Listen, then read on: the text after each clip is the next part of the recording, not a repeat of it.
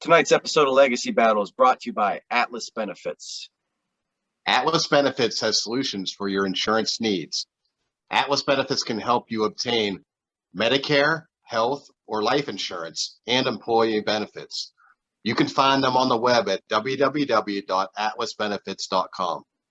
Or you can contact Rob Ducey or Roy Smith at 727-600-2892 and mention Legacy Battle Podcast. Atlas Benefits has all the solutions for your insurance needs. Enjoy the show.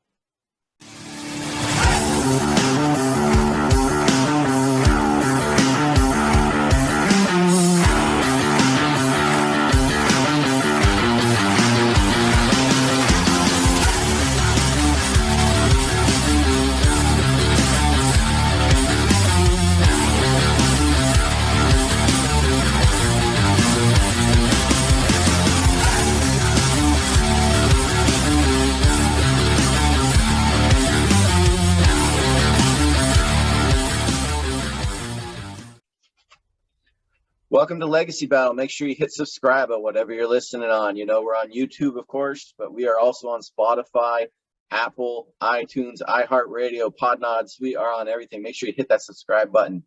We're coming to you with a different show today. This is going to be a special interview of just a wonderful tennis player. With me tonight, of course, from the Gridiron Battle Zone is Brian King. I'm Michael Adams, creator of Legacy Battle.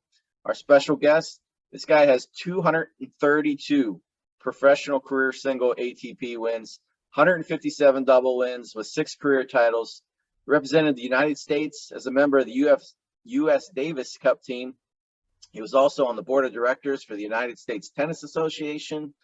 Currently, he leads a radio ministry called the Christian Worldview and is part of the Overcomer Foundation. In 2011, he won the Eugene L. Scott Renaissance Award.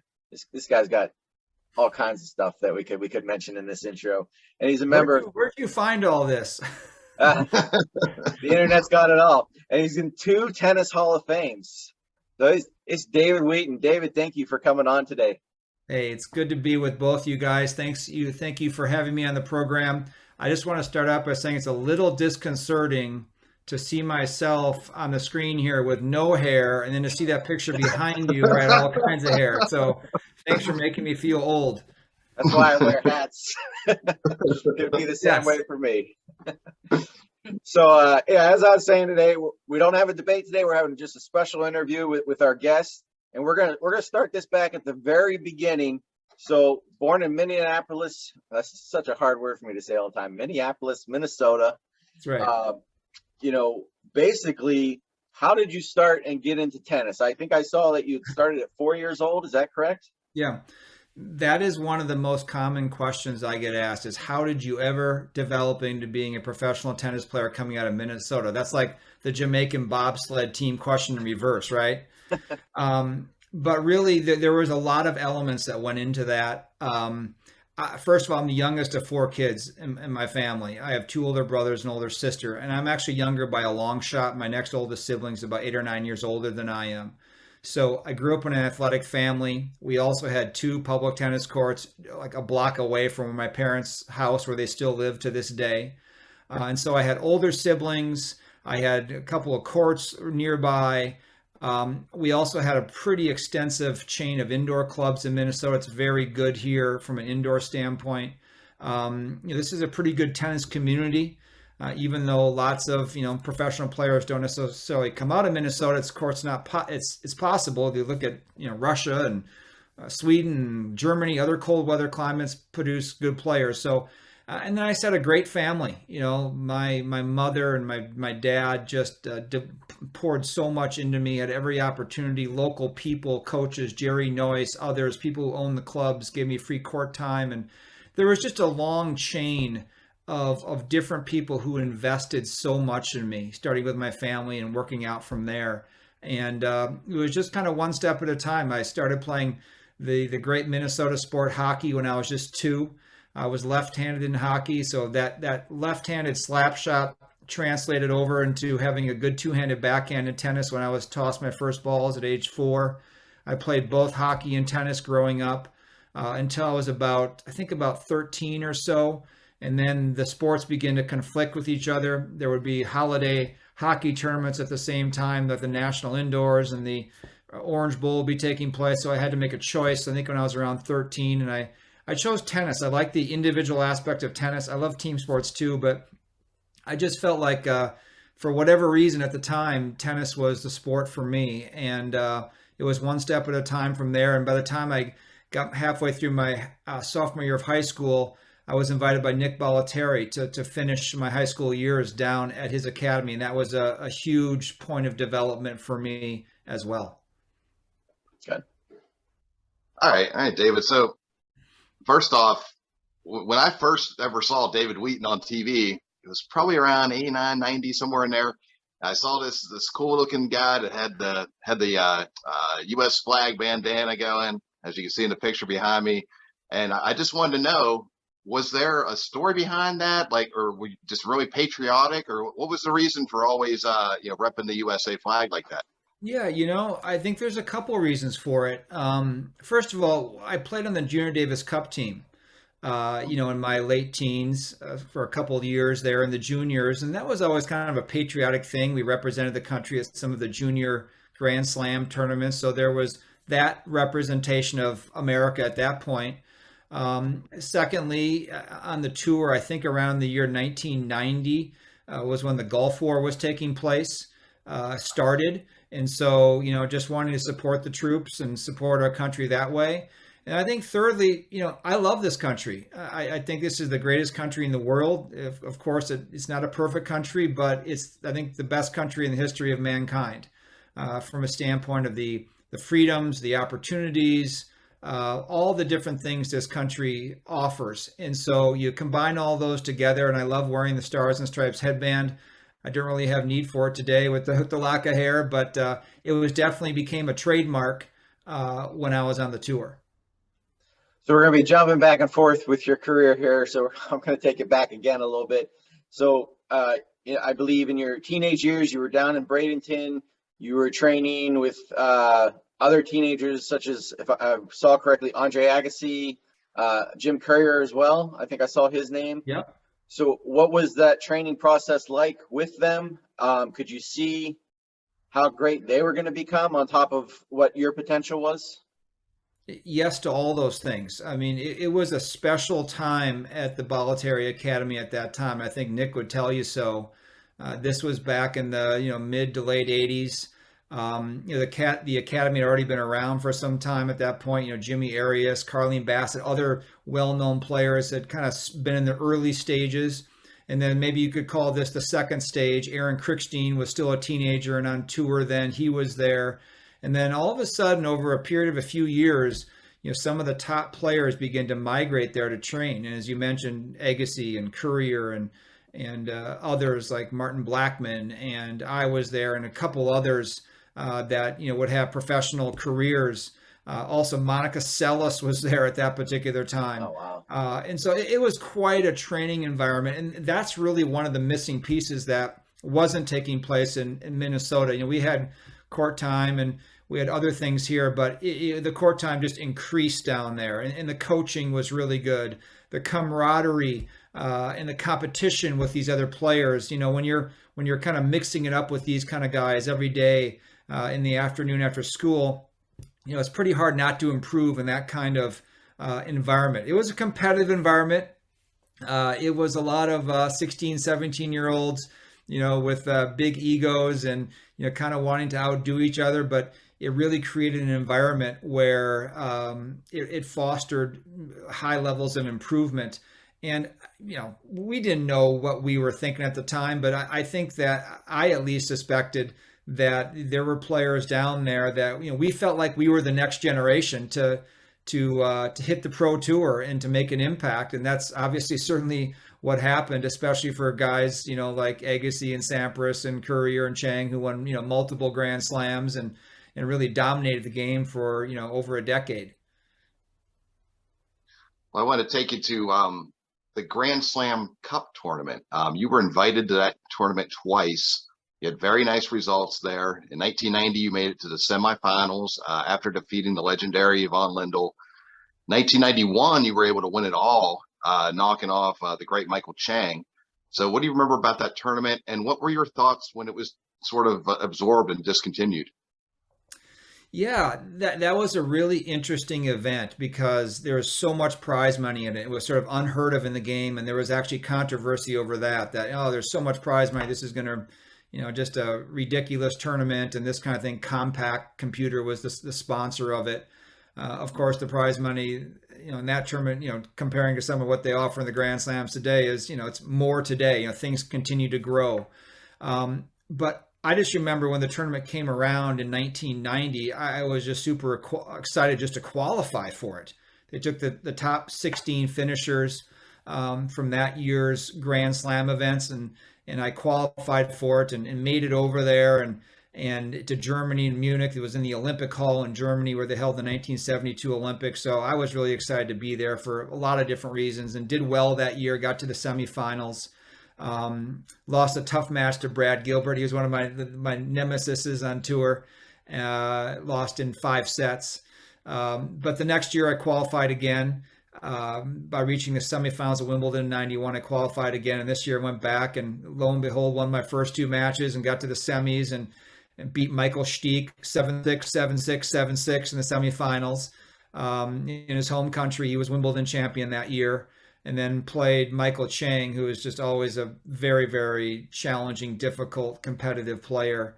I wasn't working on very much sleep. We played the semifinal on a Saturday. Chang had beaten Lendl in 5 sets, so the match went very late. I think I started my match with Stich around 9 o'clock at night for a 3 out of 5 set match, which is late. And finished around midnight and didn't get to bed till probably 3 or 4 in the morning. And had to play the final, what turned out to be the same day now, or Sunday morning. And wow. The final was Sunday afternoon. And I don't think my expectations were probably super high, especially playing someone like Michael Chang. But for whatever reason, maybe my expectations were low, or maybe I was just loose or had a lot of momentum, but played a really, really good match against Michael Chang that day.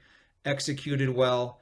And won that match in straight sets and won the Grand Slam Cup. And not only was it the biggest victory of my tennis career from a tennis standpoint, but it was also, I think, a turning point in my life. It was at that point in my life that I remember after winning that tournament, I distinctly remember holding the trophy on that court with photographers, taking pictures of me and so forth.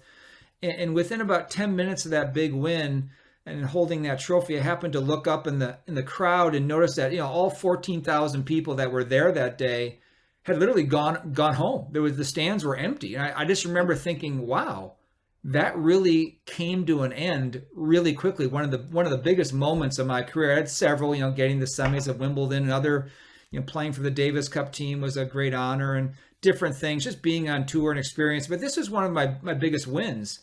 And I just remember thinking how quickly that came to an end, and that is more of the same going to bring the type of, I guess, contentment and satisfaction that I was thinking it might, winning a big prize money check and winning a big title and kind of being at the top of the game for a day.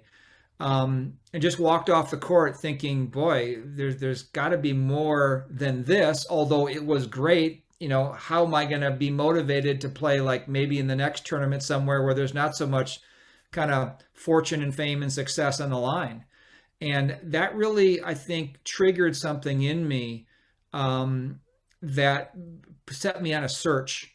I'd grown up in a Christian home, made a profession of faith in Jesus Christ at a young age, but that wasn't really meaningful in my life by the time I won the Grand Slam Cup when I was 22. I think I would have said I was a Christian, but I wasn't living like one. I was kind of living according to I think I describe it like this. I was on the throne of my life instead of God. And but that really kind of jarred me winning that tournament. It wasn't like a low point in my life. It was actually a high point, which is interesting. And that set me on kind of a journey, a search for the next couple of years. I just struggled, and a couple of years later, I began to read the Bible for the first time in my life and came to understand what it meant to be in a right relationship with God through repenting of my sin and putting my faith in Jesus Christ. And that was the biggest turning point in my life, to believe that Jesus Christ is who he claimed to be. He said, I am the way, I am the truth, I am the life. No one comes to the Father but through me. And I believe that 100%. And it was really when I was 24 years old, I guess that's 28 years ago now, that I really committed my life to following Christ. And I didn't become some perfect person after that at all, but it set my life in a whole new direction. That goes with a great quote that I found from you, and I was actually going to bring it up with this question. It's a long question, so give me a second. So you went to Stanford. That's a tennis powerhouse, of course. You're our third Stanford tennis grad. We had John Stark and Elise Bergen, of course, but turned pro in '88. And then in '91, you have your biggest year on the tour. You win the $2 million Grand Slam Cup over there in Munich. But after that, you had this quote, and it says, "Here I had won a big title and a big paycheck, but it was the first time I remember experiencing that winning more and earning more was not going to make me fulfilled as a human being because I wasn't at peace with God." So I bring that up on top of what you had just said. 91 is your biggest year in the tennis world as far as money and it looks like wins as well. Most people would be like, I'm doing pretty good and I think I have the world, whereas you didn't feel you were on top. Yeah. I think there was a conflict going on inside of me at that time because I'd been raised in a Christian home. My parents had exposed me to who God is, who I am, who Christ is, but I was still going my own way. I just was kind of riding on their coattails instead of personalizing it for myself. And so I felt this conflict inside of me because I knew I wasn't living in a way my life to honor God. He wasn't first in my life. And I believe that every person is created by God personally and individually in order to worship him, to be in a right relationship with him. That is the purpose of life, is to know God and to be in relationship with him and to worship him and follow him and obey him. That's where the most fulfillment comes from in life.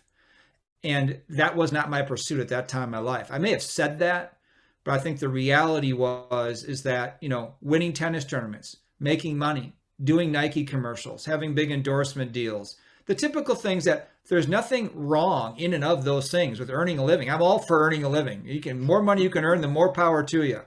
But when those are the idols or the gods of your life, and that's what drives you, getting more of them is ultimately not going to make you happier or more at peace and so forth. We see that all the time. I mean, no matter how much money you have, you can be a billionaire, you can have everything in life, so to speak, and you can be very unhappy. Your marriage can be falling apart. You can be a bitter person, an angry person.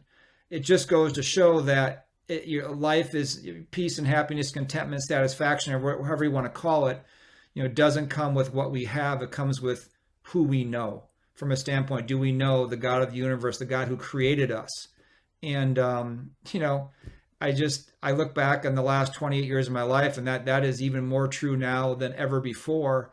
And, that's good news. That's good news that, for someone watching today who is trying to figure out what's the purpose of my life. And, I don't feel like I'm going the right direction. I just feel like I have a lot of regret or what. I don't feel like I'm settled in life. Well, the reason that is God created you to be in relationship with him, but our sin separates us from God and kind of alienates us from him and puts us under his judgment, actually. And I felt that when I was 24 years old. I knew if I kept on going my own way that the Bible is true about judgment. It says the wages of sin is death. That's not just a physical death. That's an eternal separation from God. And so that scared me, actually.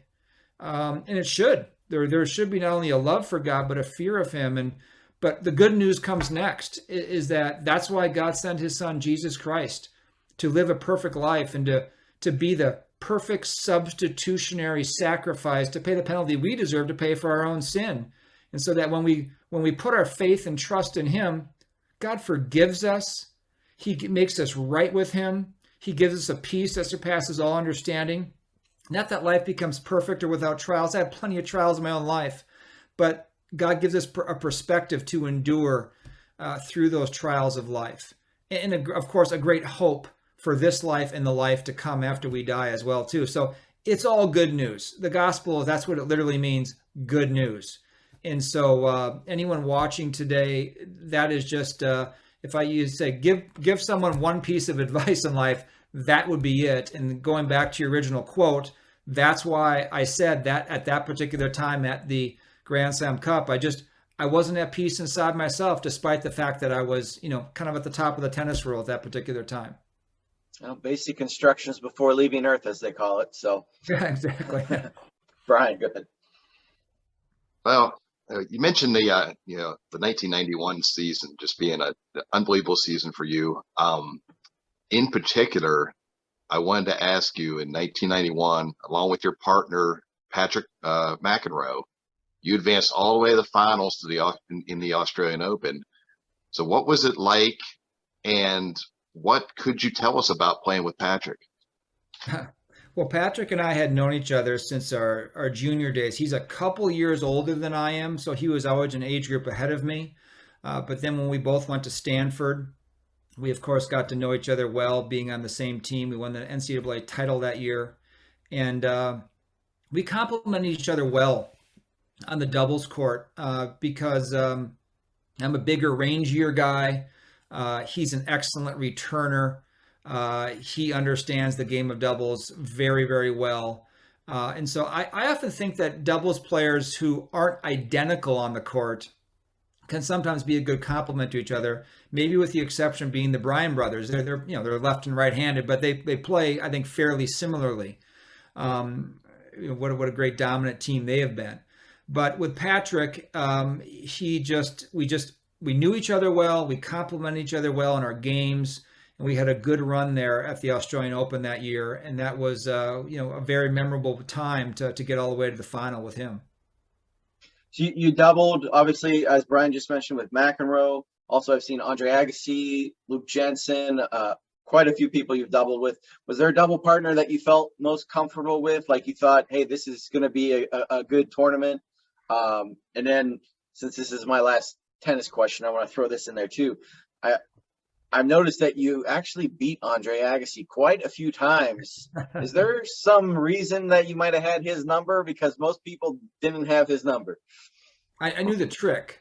No, there was no trick to beating him. You just better play very, very well and hope he's not at the top of his game.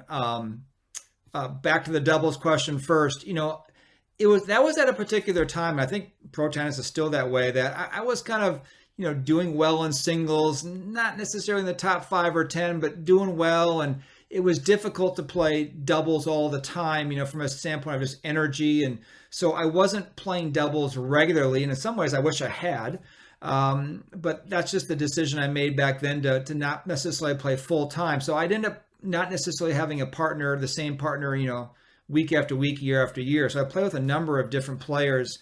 The ones you mentioned, other ones like David McPherson, we had some success together, other guys. And I liked playing doubles. I think my game set up well for doubles, serve and volley, returning. I always like playing on a team. So doubles was fun that way as well too. So I did have a lot of good doubles experiences on the tour with a number of different partners. Even one more memorable one, even after playing on the tour, playing in some of the senior events at the Grand Slams. TJ Middleton and I won the over 35s at Wimbledon. And that's just a kind of an exhibition event, but it was really fun. We had a great time, playing there for several years against some of the other teams that we played with back when we were in our playing days. The second part of your question was regarding Agassi and playing him. Of course, I knew Andre well because we were at the academy at the same time. I think my game actually set up well to play against him. He's very difficult to beat if you're kind of a baseline player, and unless you're unbelievably good from the baseline, he's probably going to beat you because he's so good at it. So when I tried to play him, I had a very different style. And really tried to take him out of his game of being able to stand on top of the baseline and just control the points and run you around like a yo-yo. Try to serve big, try to get in the net, keep the points shorter, keep him off balance, not give him much rhythm. Basically try to control the points myself by coming forward all the time. And so I think he beat me more than I beat him on tour. But I did get a few wins in here and there, which were nice to think back on. Got him at Wimbledon. That counts. That's there. Right, Wimbledon. That was a very memorable match for me. It was in the quarterfinals. he had not won Wimbledon at that point. He had won Wimbledon the next year in '92. And so he was a bit of an unknown quantity on grass at that point. And that's when the grass kind of bounced lower at Wimbledon. It really favored more the serve and volleyer. So I don't think anyone thought that Agassi maybe was the threat to win Wimbledon that year. But lo and behold, here he is in the quarterfinals. So he can't be too bad in grass. And with his returning ability and his passing ability, he was formidable. And, I won the first set pretty handily. I was up in the second set, and he kind of had an injury in his leg, and he took an injury break. And after that break, though, he came back, playing unbelievably well and just kind of spanked me for a couple sets, and was up 2 breaks in the 4th set. So 2-1 and 2 breaks in the 4th, and somehow kind of miraculously almost was able to win that 4th set and then won the 5th set. It was a very memorable match on center court, beating Agassi. And we all found out the next year how good he actually is on grass when he won Wimbledon. Yeah.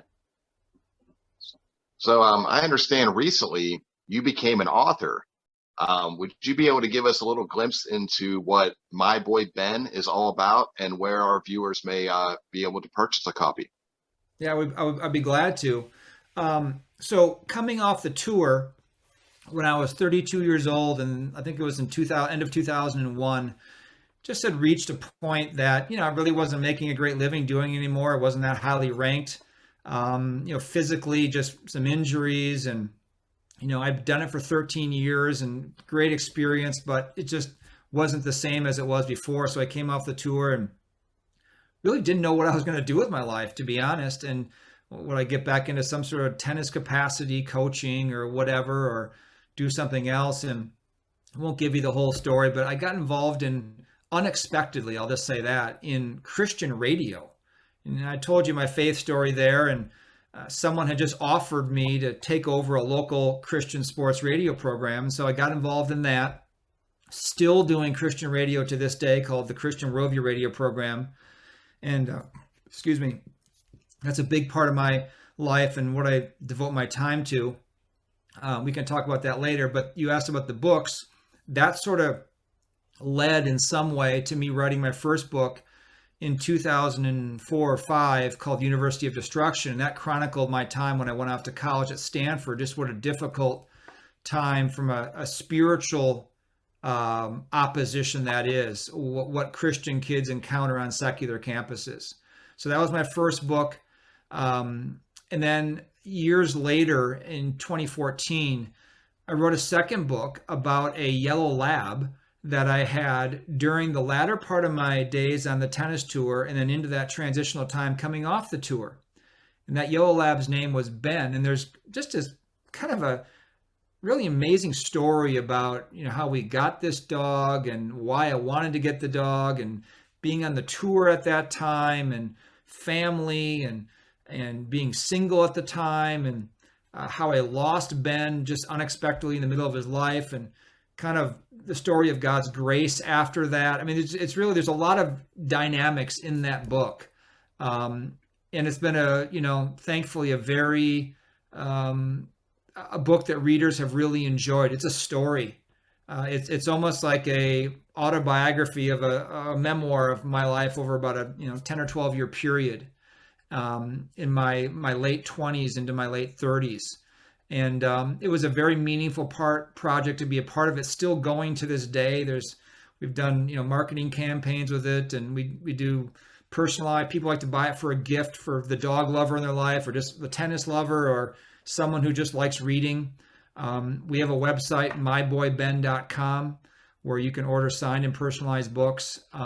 But yeah, the 2 books, and especially more the latter one more recently, have been just incredible projects to be a part of, and had a lot of help with publishers and that kind of thing. And it's been just a great, meaningful thing to be a part of. So tell people where they can find your radio program, what it's about, and also the Overcomer Foundation, where people can donate. I'll make sure that when this show does post, we'll put that in our Facebook group as well. So, okay, well, thank you for asking that. But they can listen to the program first before they decide if they want to support the ministry. So, the Christian Worldview is a weekly 1-hour radio program, that focuses on current events, issues of faith from a biblical perspective. So the mission of the program is to analyze, examine current topics from a biblical perspective, and also to proclaim or to explain how people can be in a right relationship with God through Christ. There's an evangelistic element of the program as well. So we interview guests and do all sorts of topics. That's been going on for a lot of years. The website is thechristianworldview.org. And the Christian Worldview is actually under the umbrella of the Overcomer Foundation, which is really, they're really not one and the same, but the Overcomer Foundation is the official name of the 501c3 that directs the Christian Worldview. But if people want to hear the program, find out what we do, go to thechristianworldview.org. There's a new 54-minute program produced every single week of the year. Not every single week, most weeks of the year. And so that's what I spend a lot of my time on every week. My wife, Brody, helps with that a lot. We have others who help produce this program. We have resources. We do events, all sorts of things around that particular program. Kind of the other half of my life is for-profit. We own and operate 2 short-term vacation rental properties here in Minnesota. One is up on Lake Superior called Wheaton Lake House, and another one's down just near the Twin Cities, actually, in a small little country town called Jordan. It's called Stonehouse Farm. And these have been very interesting business to be a part of, serving people who come from all over the place to stay at these properties, and just either for a vacation stay or lodging or that kind of thing. So that's what we do for profit, and not for profit. We operate the Christian Worldview. We want to thank you for coming on today and giving us some of your time. I know you're very busy. You do a lot of things when I was researching this. So we really appreciate you coming on and hearing your tennis stories, of course, but also how you came to find the Lord. So thank you for joining us. It was really great to have you. You are very welcome. Thank you for asking me, and wishing you all the best with your program as well. Thank you very much. Everybody, make sure you remember to hit subscribe, whatever you're listening on, and we'll see you next time. Have a good night.